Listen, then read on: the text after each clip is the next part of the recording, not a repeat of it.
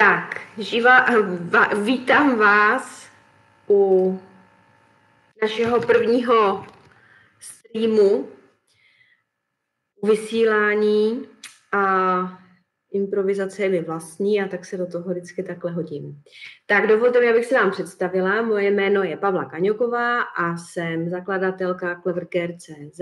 To je firma, nebo e-shop, dovážíme několik značek kosmetiky a vybavení pro permanentní make-up a některé přístroje. Jsme také školícím centrem a děláme i ošetření pro klientky. Dneska bych vám chtěla popovídat něco málo či více na téma voda a mikrobiom kůže a voda v kůži a zároveň představit naši novou řadu Clarena Hydro ECC Line, která se k této tematice váže.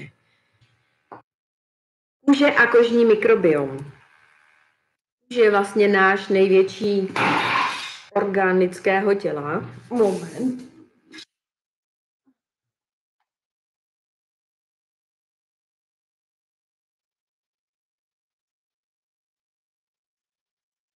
Orgán lidského těla a může mít povrch až 25 metrů čtverečních.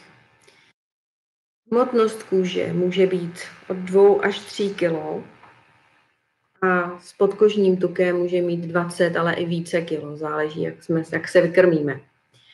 Kůže je naší mechanickou ochranou, chrání před škodlivým UV zářením. Moment, já se tady podívám.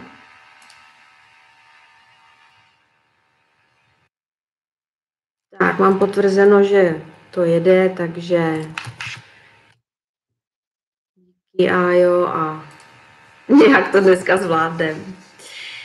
Takže zpátky k té pokožce. Je to naše mechanická ochrana kůže. Ještě se vrátím úplně na začátek. Já vím, že asi většina kosmetiček, které studovaly střední školu nebo prošly kurzem kosmetickým, tak na začátku nás vždycky ty vyučující vyděsili, že anatomii kůže musíme znát nazpaměť, kdyby nás o půlnoci probudili. A s postupem doby, kdy se věnuju kosmetice, je mi to naprosto jasné, že kdo nerozumí kůži, nemá aspoň představu o základních vrstvách kůži, aspoň nějaké drobné základy chemie, tak vlastně jenom aplikuje, ale úplně neví, co se v té kůži děje. Dneska aspoň trošičku se pokusím některé věci přiblížit, ale úplně se nekladu za cíl, že všemu porozumíte. Poznámky nám teď tedy nefungují, pokud budete mít nějaký dotaz, tak nám to třeba připište potom později do videa a zodpovíme, nebo se s náma nějak spojíte přes WhatsApp, Messenger a podobně. Já si tady asi, protože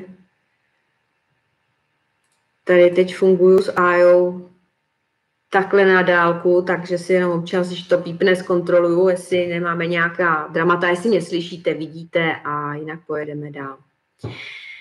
Takže zpátky ke kůži. Je to hlavně vlastně naše mechanická ochrana, která nás chrání před škodlivým UV zářením, volnými radikály, brání nám proti průniku bakterií a virů do našeho těla a taky v neposlední řadě nás chrání před únikem vody.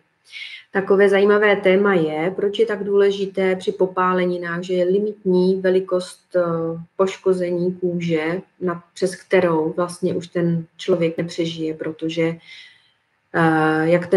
to tělo je vlastně otevřené a nedokáže regulovat únik vlhkosti vody z těla, tak dochází úplně k rozkladu vlastně, jak to řekněme, chemie toho organismu a člověk vlastně zemře nejenom na dehydrataci, ale vlastně na rozložení toho vnitřního prostředí těla. Kůže zároveň přirozeně vyrábí sama částečně i vitamin D, i vitamin A v rámci svého metabolismu odstraňuje kožní metabolity.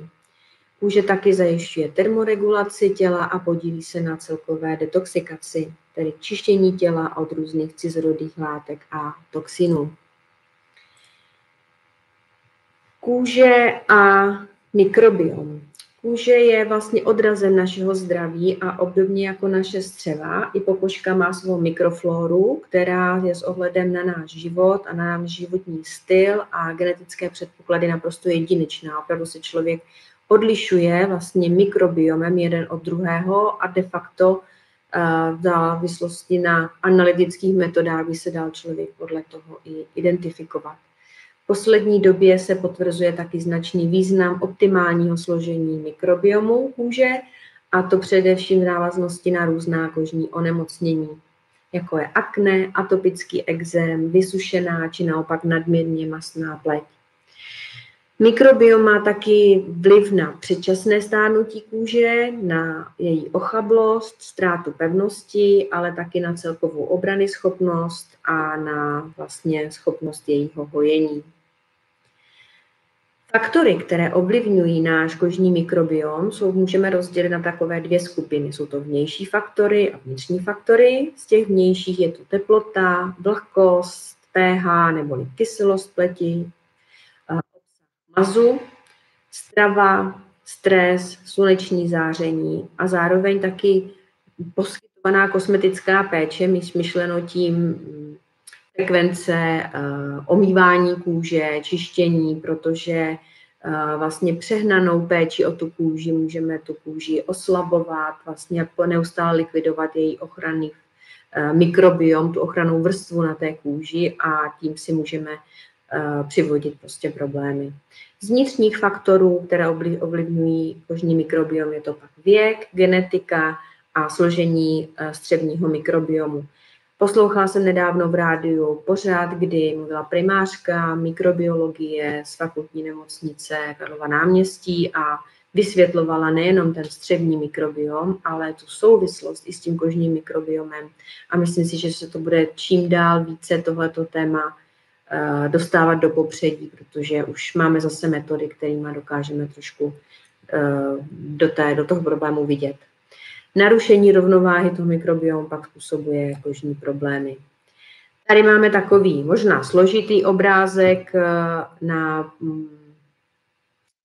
znázorňující mikrobiom kůže, ale tady, abyste pro orientaci viděli, ta horní část je vlastně mikrobiom s různými tady zvířátky,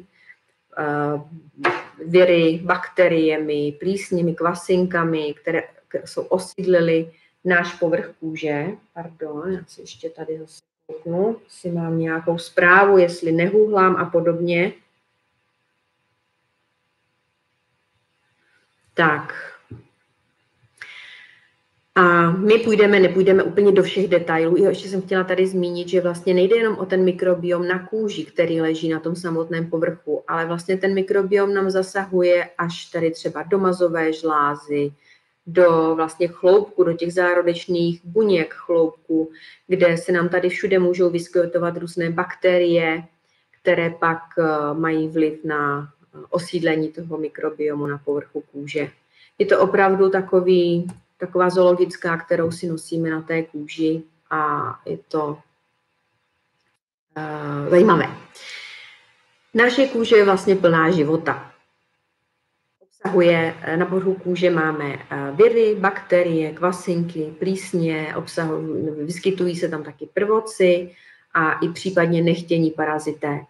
Pokožka hostí 100 až 500 miliard bakteriálních buněk a tak jako ostatní buňky mají své poslání, třeba některé druhy stafylokoků, tak které na naší pokožce odpovídají za regeneraci poškození kůže, nebo taky na adaptaci kůže vlivem působení slunečního záření.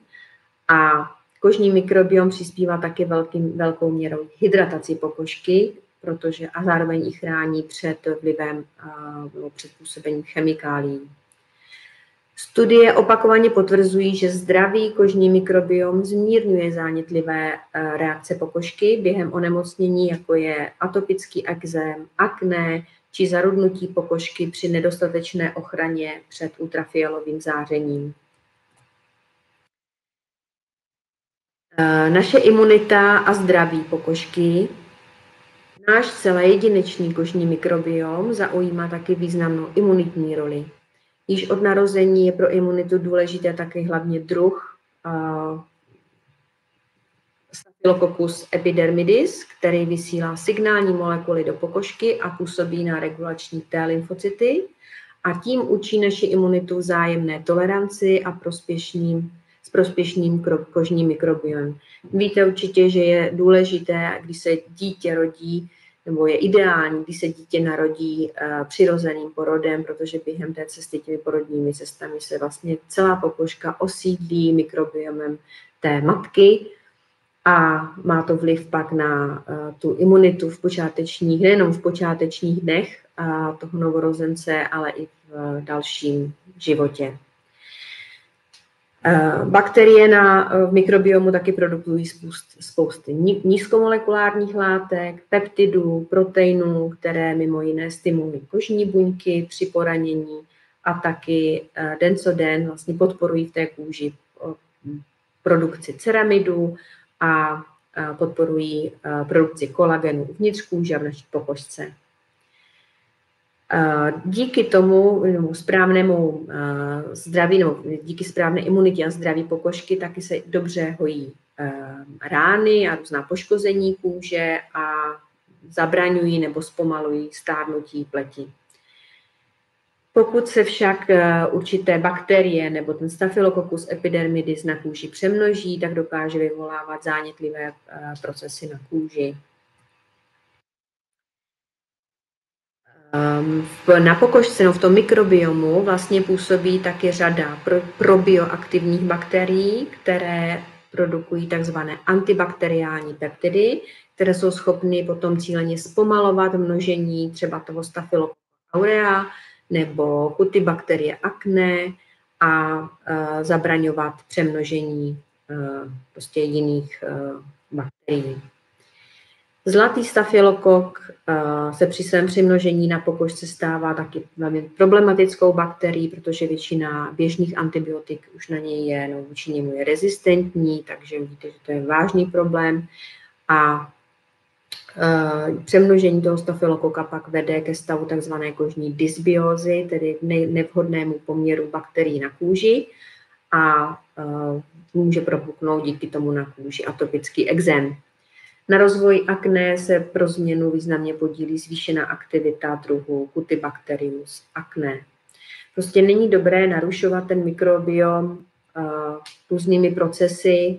Ideální je, když ten organismus si sám vlastně řídí množství zastoupených bakterií.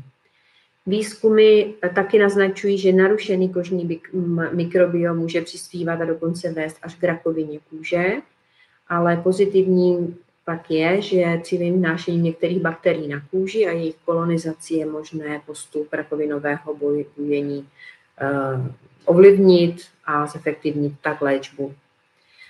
Na kůži platí obecně, že je potřeba udržovat si optimální mikrobiom. Prostě o tu kůži se starat ne moc, ne málo, prostě vnímat její potřeby. Tady už se maličko dostáváme k řadě Hydro-ECC Line, kde budeme mít povídání o vodě a hydratace kůže, protože právě nová řada Hydro-ECC Line od Clarena je zdrojem víceúrovňové hydratace a zároveň slouží k posílení kožního mikrobiomu a můžeme zde dokonce kombinovat i mezoporaci s nanojehličkami. Funkce vody v pokožce. Voda a její hydratační složky určují správnou strukturu kolagenových a elastinových vláken, které tak zajišťují pevnost a pružnost pokožky. A ta pak voda hraje taky klíčovou roli při transportu účinných látek do hlubokých vrstev kůže. Voda je nezbytná taky pro správné odstraňování odumřelých buněk z povrchu epidermis a její přiměřená hladina zaručuje správnou regeneraci pokožky a její hojivé procesy, především enzymově řízené katalyzované reakce. Ochranný hydrolipidový plášť kůže, který se skládá z vody a z kožního mazu, je přirozenou ochrannou bariérou pokožky a jeho nedostatečná vlhkost tak vede k vysušování, podráždění a citlivosti pokožky. To je ten bod, kdy už máme vlastně spojení nejenom ten mikrobiom, což je ten hydrolipidový plášť spojený teda s tou živou částí té pokožky, a množství vody, které má vliv na prostě kvalitu lidské kůže. Obsah vody v jednotlivých vrstvách kůže. Je známo, že ty jednotlivé vrstvy kůže prostě mají různý obsah vody, a to až výrazně, neliší se to jenom jednotkama procent, ale až desítkama. Ve stratum corneum, což je ta povrchová vrstva, úplně nejsvrchnější, stratum corneum epidermis, obsahuje 15 až 30 vody. A pokud je už množství vody menší než 12 %, tak takovou pokožku považujeme za suchou. Ve stratum granulosum kůže je až 70 % vody, dermis pak 70 až 80 % vody. A průměrná ztráta vody během dne, k níž dochází, tak může být 300 až 400 ml za den, to je taková ta průměrná, kdy pokud dochází k nějakým sportovním výkonu nebo je extrémní teplo, tak ta voda může být až třeba 2 litry ztráta vody. Používá se tady u té ztráty vody zkratka TEVL, což je transepidermální ztráta vody. K dehydrataci kůže dochází tehdy, když voda uniká do prostředí rychleji, než se transportuje z těch hlubších vrstev kůže, z epidermis a dermis. Stíhá a tak se viditelně vysušuje. Na čem nám závisí hydratace epidermis? Na pronikání vody do a z dermis, to znamená, jak dobře se transportuje, taky na schopnosti epidermis, tedy té pokožky, ji zadržovat, a to díky rozdílu osmotických tlaků, kdy prochází voda z epidermis nebo z dermis přes epidermis. Tento proces té hydratace pak naráží na bariéru v podobě látek vážících vodu, které nazýváme jako přirozený hydratační faktor. Používá se pro něj zkratka NMF. Na povrchu epidermis se nachází vodní lipidová vrstva, která zpomaluje odpařování vody, a obsah vody pak hlouběji v epidermis nebo na tom povrchu závisí na výslednici výše uvedených procesů. Tady máme obrázek pro popis nebo takové znázornění jednoduché toho přirozeného hydratačního faktoru. Tady vidíme rohovou, v té levé části vidíme popis rohovou vrstvu epidermis. Ty modré nebo fialové tečky, modré fialové tečky, to je přírodní hydratační faktor, to znamená, kolik tam vidíme těch koleček, čím je jich více, tak je ten přirozený hydratační faktor tím je vyšší. Korneocyty, to jsou ty prostory vlastně mezi těma molekulama vody, řekněme, nebo tím hydratačním faktorem. Tady ta svrchní část, nebo ta první vrstvička terhové vrstvy, to je zrohovatělá část pokožky. A tady ty kanálky mezi těma jednotlivýma vrstvama nazýváme korneodesmos. Tady pak ty modré takové kuličky z ocásky, to jsou prostě molekuly, takzvané ceramidy, nebo volné mastné, ty růžové jsou volné mastné kyseliny, to žluté je například cholesterol. A to jsou už ty hlubší vrstvy epidermis. Vpravo pak máme obrázek takový znázorňující vlastně řez kůží, to je právě to, co bychom měli znát ze školy, kdy tady máme úplně na povrchu, na pokožce je ta hydrolipidová vrstva, to je taková mokrá a mastná vrstva na kůži. V další hlubší vrstvě jsou ty korneocyty, které jsou propojeny, to znamená ty jednotlivé kožní buňky. Ty jsou spojeny spolu mezibuněčným tmelem a uvnitř těch korneocytů je ten přirozený hydratační faktor, přírodní hydratační faktor. A tady máme ještě vlevo vidět, jak je vysoká ta rohová vrstva a ty hlubší buňky, které už nejsou tolik sploštělé, tak to je vlastně ta hlubší vrstva epidermis. Tady z pohledu klareny nebo nové řady Hydro-ECC Line máme takové ještě připomenutí mikrobiomu, že koncept mikrobiomu se stal známým a populárním relativně nedávno, a to v roce 2001. Objevil ho Joshua Lagerberg, americký genetik a mikrobiolog, který byl nositelem Nobelovy ceny. Mikrobiom, zase se k němu maličko vrátím, to jsou vlastně všechny mikroorganismy, bakterie, viry, kvasinky, které žijí na lidské kůži. Jsou to většinou saprofytické mikroorganismy, které vlastně nespůsobují příznaky infekce, ale jsou hlavní ochrannou bariérou proti nepříznivým vnějším faktorům. Jak už jsme si říkali, že ten kožní mikrobiom nás vlastně chrání před prachem, teplotními změnami, ultrafialovým zářením a dalšími faktory, reguluje i vodní rovnováhu pokožky, takže on má přímou souvislost i s tím hospodařením té vody, podílí se na imunitní odpovědi kůže a ta imunitní odpověď právě je závislá na může být narušena při některých dermatologických onemocněních.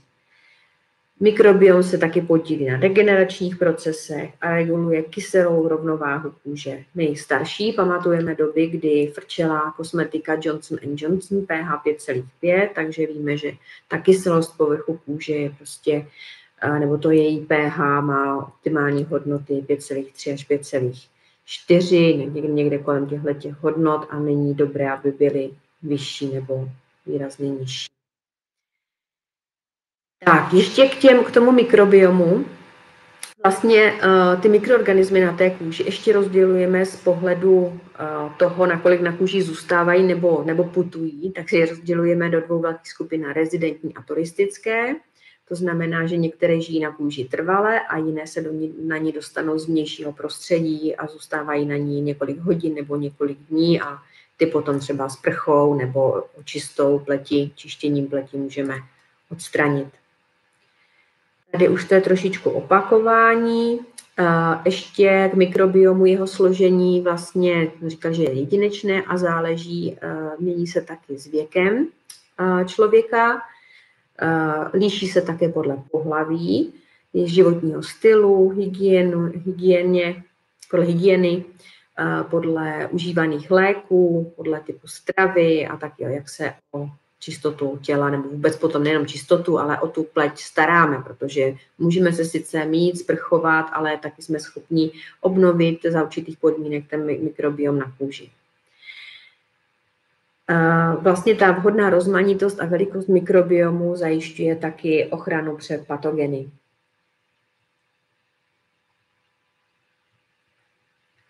Nerovnováha mikrobiomu poškozuje ochrannou bariéru kůže, což vede pak k podráždění, zánětům a může to přispívat k kožním onemocněním. Tady máme trošku názorný obrázek k mikrobiomu kůže. Tady vidíme, že je zdravá pokožka a nezdravá pokožka. Na té zdravé pokožce, která má pH kolem 5,5, takzvaná zdravá lipidová bariéra, to znamená, tady máme jakýsi film a ty barevné obrázky, hvězdičky, kolečka, to je ten mikrobiom. Když na té druhé straně je narušený ten ochranný mikrofilm, ta kyselá vrstva kůže hydrolipidová a dokážou nám ty patogeny pronikat do kůže dovnitř a tomu říkáme poškozená lipidová bariéra. Má jiné pH než těch 5,5 a pak už se dochází k rozvoji kožních onemocnění. Na čem nám ve výsledku závisí hydratace pokožky? Na množství vypité vody, může to být při pravidelném pití až 2 litry denně. Jsou i dneska už zase rozporuplné názory na pití vody. Není to o tom, že se člověk sedne a vypije 2 litry najednou nebo 2krát po 1 litru, je to spíš o přijímání vody v pravidelných menších dávkách, aby se ten organismus dokázal prostě zasytit, zahydratovat a jde o to, že v mezibuněčném prostoru máme různé látky, takzvané glykosaminglykany a ty na sebe dokážou vázat vodu, to znamená, že množství těchto látek taky rozhoduje o tom, jak bude dobře hydratovaná pleť nebo hydratovaná kůže uvnitř. Co jsou to glykosaminglykany? To je vlastně několik chemických, jako několik molekul, různých druhých molekul, je to kyselina hyaluronová, chondroitin sulfát. Kyselinu hyaluronovou známe, poměrně známá hydratující kyselina, která dokáže na sebe vázat vodu a tudíž zvětšovat nebo objem své molekuly. Chondroitin sulfát, ten podporuje tvorbu kolagenu a elastinu a posiluje strukturu pokožky. To je složka, kterou asi hodně známe při léků a různých doplňků stravy pro dobrou správnou funkci kloubů. Chondroitin sulfát má taky protizánětlivé účinky a podporuje regeneraci kůží. Dále tam máme složku dermatansulfát, který posiluje matrix kůže, to znamená takovou tu strukturu, zlepšuje její pružnost a podílí se na hojení a regeneračních procesech. Máme tady taky složku keratansulfát a ten se nachází v kůži například v rohovce oka a je zodpovědný za stabilizaci struktury kůže a udržování její pružnosti. Dále do glykosaminoglykanů patří heparin a heparansulfát a ty se podílejí na procesech obnovy kůže, působí jako regulátory mezibuněčných interakcí a podporují jejich hojení. Jsou hygroskopické, to znamená, že na sebe vážou vodu a jejich vysoký obsah se pak projevuje ve výsledku optimální hydratací. S přibývajícím věkem se syntéza glykosaminglykanů snižuje, což způsobuje, že pokožka postupně ztrácí svůj přirozený komplex, který na sebe vázal vodu a tudíž se zcvrkává a dehydratuje. Vnější faktory, které ovlivňují vypařování vody z kůže, například chlad, který zpomaluje tvorbu kožního mazu a který vede ke snížení vodní lipidové vrstvy epidermis a zvyšuje takzvaně tu transepidermální ztrátu vody. Taky ventilace, to znamená zrychlené dýchání, zvyšuje odpařování vody přes kůži. Povrchově aktivní látky odstraňují vodní lipidovou vrstvu z části lipidů mezibuněčného tmelu.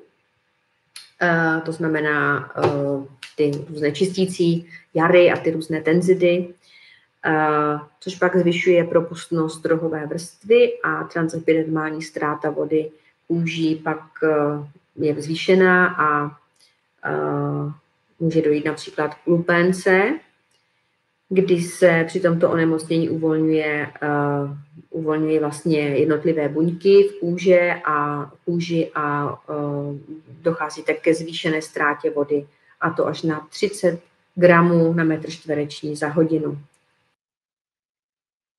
Tak, tady máme znázorněno, jak dochází ztrátě vody přes kůži. Tady máme stratum corneum, to znamená tu horní vrstvu kůže. To je ta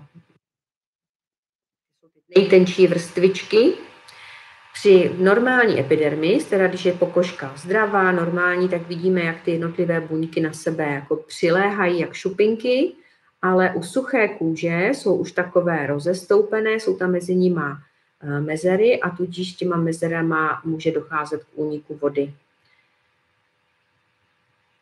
Tak, ta kůže je pak suchá, křehká, šupinatá a dál o to víc ještě ztrácí vodu. Značka Clarena přišla na trh s novou řadou, a to Hydro ECC Line, která právě v sobě kombinuje problematiku popsaných procesů, to znamená obnovu mikrobiomu kůže a jeho, řekněme, údržbu a zároveň snížení ztráty vody, respektive doplnění hydratace z povrchu kůže dovnitř.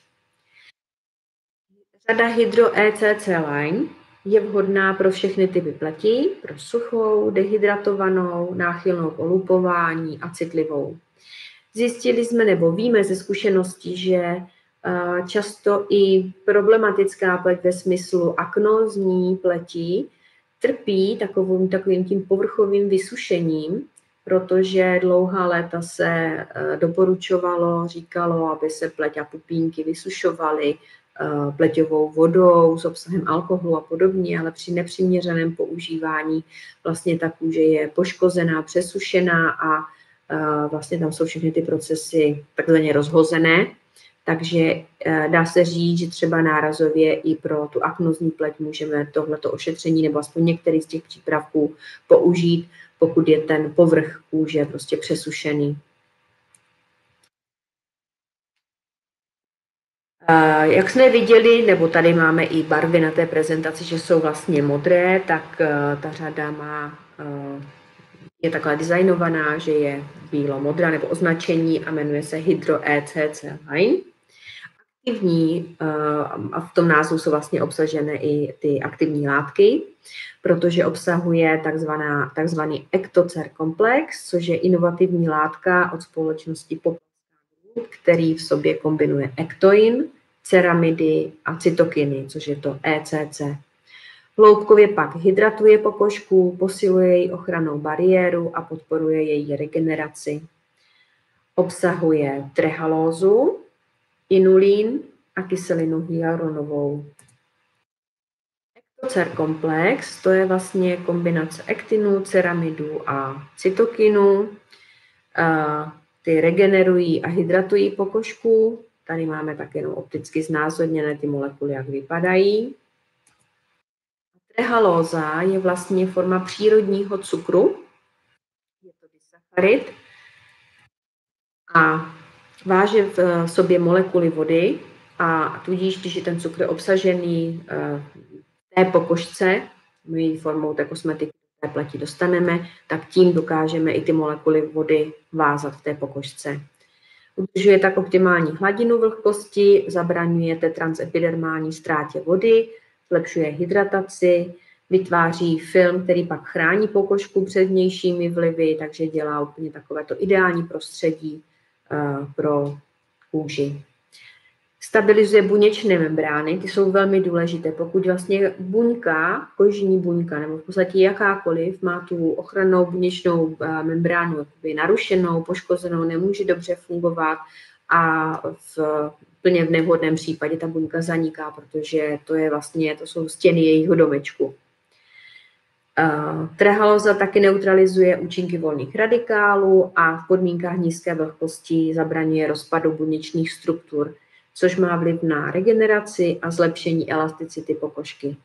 Snižuje pocit suchosti a nepohodlí a v kombinaci s ektoinem a ceramidy a cytokiny pak dobře regeneruje a hydratuje pokožku. Inulín, to je přírodní polysacharid, který patří do skupiny fruktantů, vyskytuje se v kořenech, hlízách a dalších částech rostlin, jako je třeba čekanka, topinambur, agave nebo kořen pampelišky. Má taky navíc prebiotické vlastnosti, to znamená, že pomáhá obnovovat mikrobiom, podporuje růst prospěšných bakterií na povrchu pokožky, pomáhá udržovat rovnováhu kožního mikrobiomu a působí jako zvlhčovač, protože váže vodu v epidermis a vytváří okluzivní vrstvu. To znamená takový ten filmík, pod kterým se drží ta hydratace. Zlepšuje tak strukturu pokožky, má sklidňující účinek na citlivou pokožku se sklonem k zarudnutí. Tak, účinkem této řady je pak hluboká, dlouhotrvající hydratace, posílení ochranné bariéry pokožky, vyhlazení a zlepšení elasticity a sklidnění suché pokožky. Další charakteristické rysy této řady, jak už bylo zmíněno, je to ten inovativní patentovaný hydratační komplex Ectocer, pečlivě vyvinuté receptury s aktivními složkami, které přitahují a vážou vodu a zabraňují její ztrátě ve všech úrovních. Dochází tak k posilování a udržování rovnováhy prospěšného mikrobiomu pokožky. Tato řada obsahuje taky rostlinné receptury, má vysoký obsah přírodních složek, takzvaně Natural Origin Ingredients, kde je obsah složek až 99%. Komplexní řada pro profesionální ošetření, je to komplexní řada pro profesionální ošetření a zároveň taková kosmetika s různými složkami a recepturami.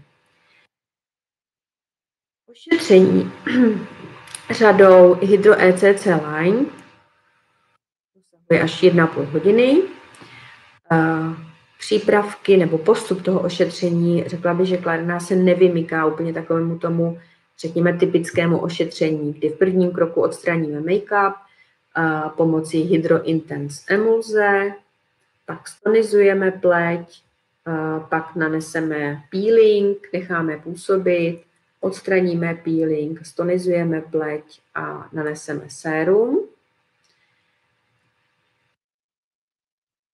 Provedeme neinvazivní mezoterapii ampulkami, my si tady o ty jednotlivé přípravky ukážeme, pak aplikujeme Alga Plus Hydro masku, na pleť necháme působit 15 minut a poté odstraníme, nebo můžeme nanést Hydro Intense gelovou masku na krk a dekolt, ale v tom 7.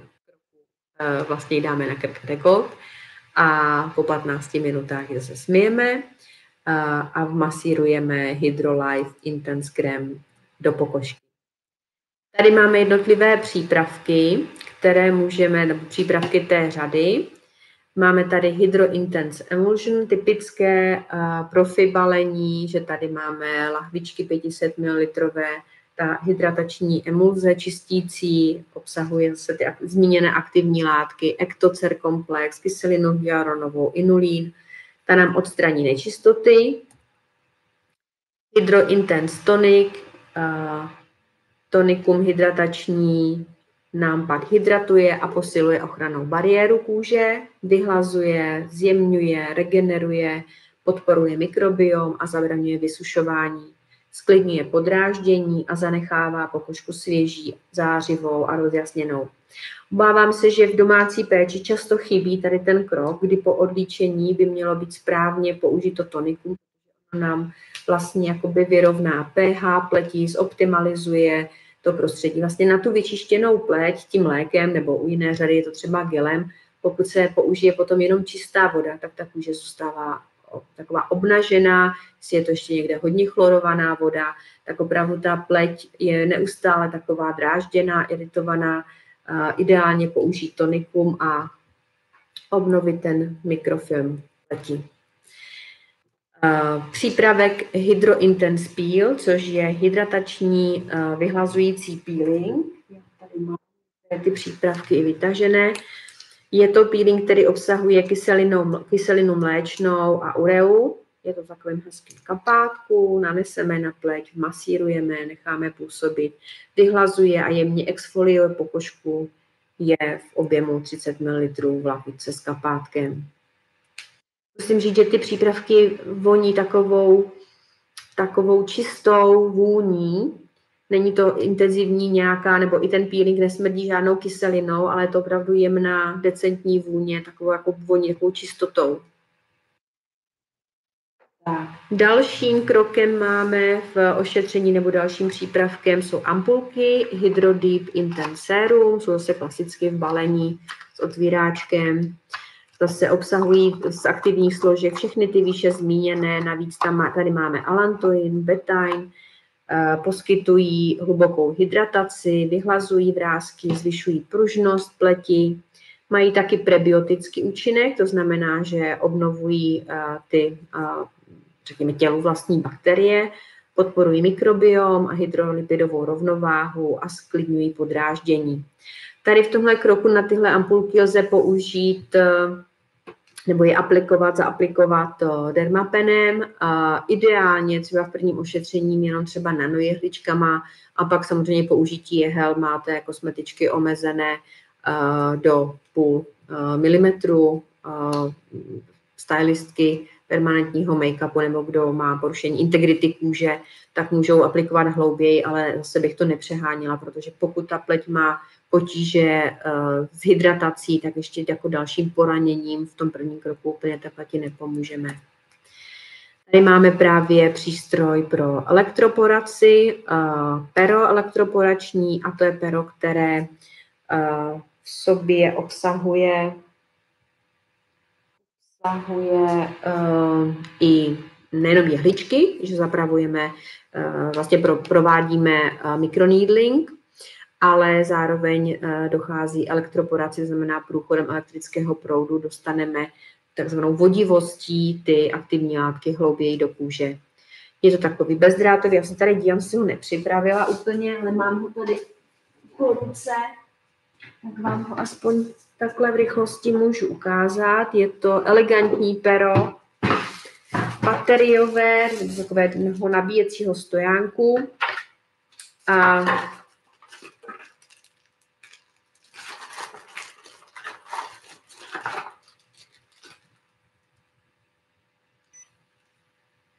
dá se s ním volit rychlosti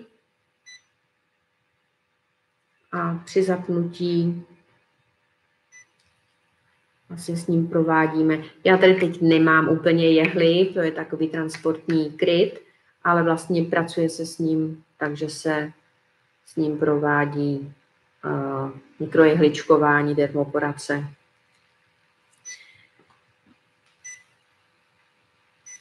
Tak, dá se ta elektroporace vypnout, můžeme pracovat jenom jehličkama a máme tady několik rychlostí i několik intenzit pro tu elektroporaci. Nastavení hloubky vpichu je od 0,1 mm do 1,5 mm a stojánek pro odložení anebo i pro nabití přístroje. A tady máme moduly, ty aplikátory pro elektroporační pero, kdy máme jehličky buď nano jehličky, ty jsou úplně vpravo, nebo jehličky 25 hrotý aplikátor, anebo 14 jehlový aplikátor. Záleží na nějaké části těla, jak citlivou pokožkou pracujeme. Řada Hydro ECC Line má taky svoji masku alginátovou, kde zase tady máme obdobně aktivní složky, rehalóza, inulin, ceramidy, kyselina hyaluronová. Intenzivně hydratuje, zlepšuje pružnost pokožky, podporuje její mikrobiom. Ty alginátové masky dělají za mě nejviditelnější efekt na kůži, takový jako posejmutí, kdy ta kůže je vypnutá, zhydratovaná, fakt jako velmi efektivní jsou. Jsou pracné, musí se umět dobře vymíchat, musí se umět dobře nanést, ale jsou takové, když chceme udělat wow efekt a úplně ohromný dojem na klientku, tak doporučuji tuhle masku. Máme tady v téhle řadě taky Hydro Intense Gel Mask, hydratační gelová maska. To je taková ta krémová v tubě. No, není úplně hydrogelová, ale není úplně průhledná, ale se není taky chutná, úplně mastná. Intenzivně hydratuje, zlepšuje pružnost, podporuje regeneraci, posiluje ochrannou bariéru a zabraňuje ztrátě vlhkosti. Tak, v tom profi balení má 200 ml, máme ji pak i pro domácí péči, a to myslím, že se tam ještě objeví. No a závěrečný krém je Hydro Life Intense Cream a to je krém pro závěrečné ošetření, když klientku posíláme domů, obnovuje hydrataci, pružnost pleti, podporuje mikrobiom a vyhlazuje pleť. Pro domácí péči máme v podstatě obdobné výrobky, jenom máme tady Hydrodynamic Booster, ty boostry známe i z jiných řad, to jsou tyhle ty lahvičky s kapátkem, má poměrně husté sérum, musí se taky odebrat z lahvičky a působí velmi tak jako svěže. Často pak, když je ta pleť už taková zachráněná z toho nejhoršího, tak už není potřeba ani krém a stačí jenom ten booster, úplně stačí pro hydrataci. Intenzivně hydratuje, vyhlazuje, zlepšuje pružnost, dodává pevnost. Tady se nám něco zatoulalo, nějaký text, obnovuje mikrobiom, posiluje ochrannou bariéru. Tak, tady máme vlastně formu domácí krém pro domácí péči, Hydro Evercream, sklidňuje, zmírňuje podráždění, rychle se vstřebává. Zase celá ta řada má takovou parfemaci, která se line celou tou řadou. Je taková příjemná No a pro domácí péči máme i tu Hydroever Gel Mask v takovém malém provedení. Není to vzorek, ale je to prostě, dá se to koupit, nebo to dostanete, to záleží, jestli je nějaká akce. Klasicky obsahuje ty aktivní složky výše dříve zmiňované a navíc je tady výtažek z Asiatiky centely, který regeneruje pleť, hydratuje a zároveň má omlazující účinek. No a pak tady máme oblíbený Hydro Ever Spray. Opravdu jsme měli u řady Hyaluron 3D, takový sprejček hydratační mlhu, obohacený o kyselinu hyaluronovou. I hydratuje, osvěžuje, ona tak jako i chladí, jak se ta voda vlastně vypařuje z té pleti, zvyšuje pružnost.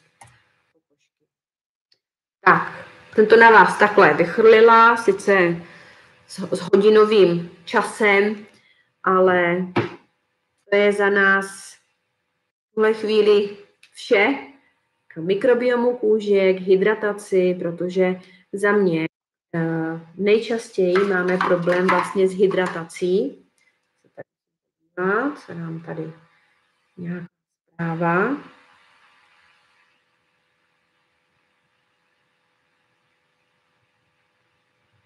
Tak, to jsou nějaké jiné zprávy, ale budiž.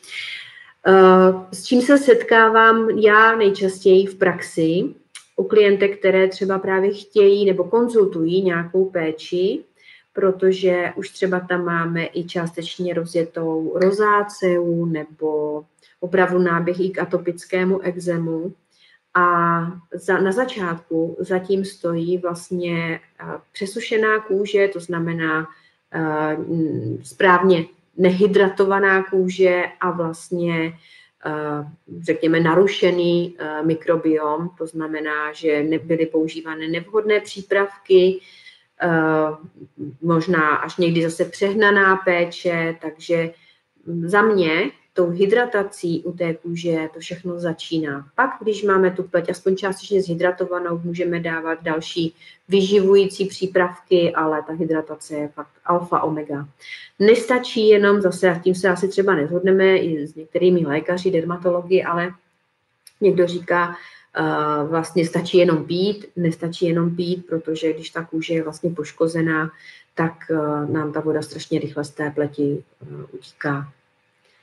Takže já vám v tuhle chvíli děkuju za pozornost, omlouvám se za technické potíže, nezvládnuté, ale to se u prvních přenosů stává, tak snad mě to neodradí a uvidíme se častěji a budu vám moci touhle cestou zprostředkovat i informace o dalších řadách a zprovozníme i ty dotazy online, anebo opravdu připište nám dotazy k videu, které bude zveřejněné tady na skupině, na YouTube kanálu a můžeme se k tomu tématu někdy vrátit. Když bude dotazů hodně, můžeme ještě udělat další online vysílání.